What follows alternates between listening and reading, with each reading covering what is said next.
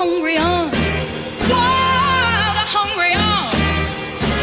Give me all the love I need. Whoa.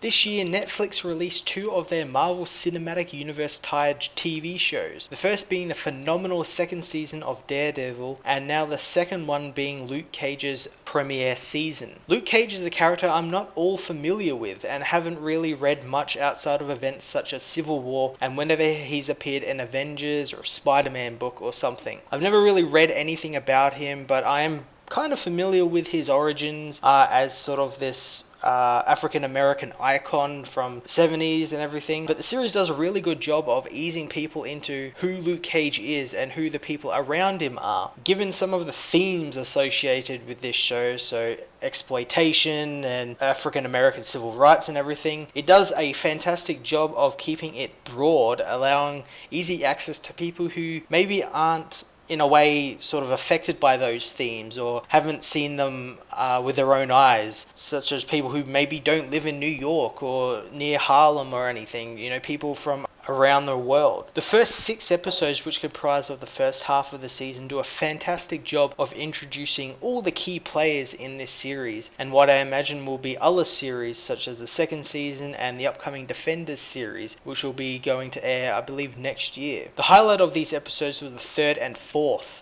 the latter of which featured a play on Daredevil's infamous hallway fight from seasons 1 and 2, as well as an explosive cliffhanger going into the 4th episode. The 4th episode also contains some much needed flashbacks to Luke's time in Seagate Prison, which show a completely different side of the usually quiet and reserved Cage. The acting in the series so far has been top notch, on par if not better than the previous 3 Marvel Netflix series. Mike Colter does a fantastic job as a reluctant hero. Sometimes the problem these comic book shows have is that their character isn't easily relatable or quote-unquote real, but Mike, along with his supporting cast, do a fantastic job of making these characters feel like you could actually run into them on the streets and have conversations with them. They have a real interactions with each other and none of it feels over the top, something which this series shouldn't really be. It should really be more grounded on the street series, and it does that perfectly. Mahershala Ali is a powerhouse as Cornell Cottonmouth Stokes and is a really scary villain. Theo Rossi, who most people will recognize as Juice from the fantastic FX series Sons of Anarchy, plays a fantastic second-in-command to Erica LaRae Harvey's Willis Diamondback Striker, who we don't actually see for quite a bit of the series. He's kind of like Kingpin in the way that he's sort of working in the shadows and he's kind of slowly introduced and only really comes to fruition when things need to be taken into his own hands. And I think Eric plays a really great villain, and I can't wait to see what they do with this character because, as spoilers, the character does survive the end of the series. I have a feeling he might even play a role in the Defenders, if not maybe another character's series, maybe an Iron Fist, like he'll appear there because he still is in Harlem somewhere. We don't know where though. Again, like the series that came before it, Luke Cage is full of small Easter eggs and references, you know, to the larger MCU. The big one in this one, and it keeps getting referenced, is Hammer Tech, which is really surprising since we haven't really heard a lot about Justin Hammer since, you know, Iron Man 2. He appeared briefly in the Iron Man 3 one-shot, and we haven't really known what he was doing, but we know he was in Seagate, the same prison Luke Cage was in. In this series, his Hammertech weaponry is a big part of the storyline, especially a big part of the storyline once the police decide to actually try and apprehend Luke Cage, since his weapons seem to be the only thing that can pierce Luke Cage's tough outer skin, since he's developed some type of Chitauri bullet that can drill itself into his skin and explode, and in some pretty cool and pretty gruesome scenes a little later on in the series. This also has multiple ties to the other Netflix series, such as Rosario Dawson's Claire Temple making an appearance in the latter half of the season, and Turk Barrett showing his face throughout the season. I really like the guy who plays Turk Barrett. I'm blanking on his name at the moment, but I'm really glad that he's sort of like the connective tissue of these series along with Rosario Dawson's Claire Temple, because whenever he shows up, you know something's going to go down and he's going to end up with a broken appendage like his appearances in Daredevil and Jessica Jones. Unfortunately, he doesn't actually get hurt in this series, which is kind of a bummer. He does get locked in a dumpster that Luke Cage sort of crimps shut like with his super strength, and he gets trapped there, and Misty Knight has to come pick him up. Speaking of Misty Knight, Simone Missick, the actress who plays her absolutely fantastically, and I really actually like this character. Of course, I don't really know a lot about her since I don't really know much about Luke Cage's stories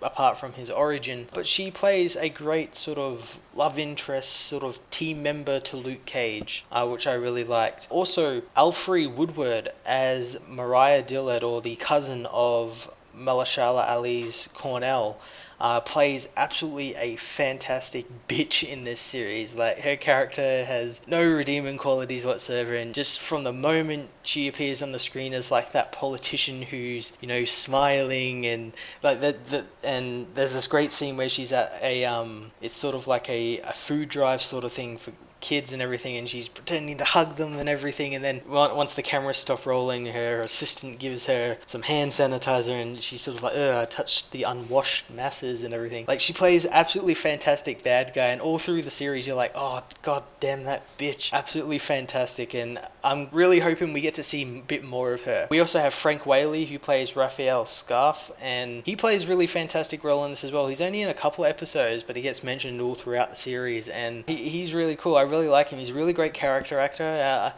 Whenever I see him though, I'm always remembered about his little bit he had in Drill Bit Taylor, the comedy with Owen Wilson, where he played some sort of jittery bodyguard. I really like it. It was really funny. But in this, he plays kind of like a scumbag cop he's kind of cowardly and like really shitty and everything, which I thought was really cool. Everyone in the show is absolutely fantastic. Frankie Faison as Pop is absolutely fantastic. His little backstory we get is awesome. I really enjoyed it. So like when he it's not really a spoiler because it gets kind of spoiled in the trailers, he dies, and it's sort of like the catalyst for Luke to sort of start helping people around the neighborhood. You really feel for it as well because you got to know this character, and he's kind of like this old mentor to Luke and everything, and Luke's kind of lost that, and he's trying to make up for it by helping people and everything because that's what Pop wanted him to do. I thought that was really great. Yeah, the series is absolutely fantastic. I would say, however, the only drawback is I think this series is actually rather quick in its acceleration of the plot, since by episode 3 we have Diamondback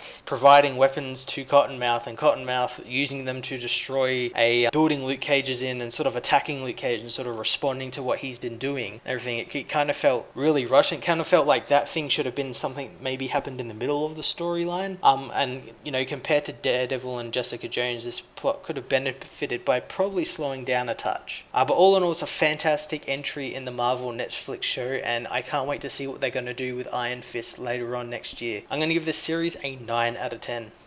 Hey everyone, thanks so much for watching my latest video. Hope you enjoyed it. While you're here, why not check out another one of my reviews, like and subscribe my channel for more reviews and videos, and follow me on Twitter at Matt_FOS. Thanks guys, and I will see you all next time.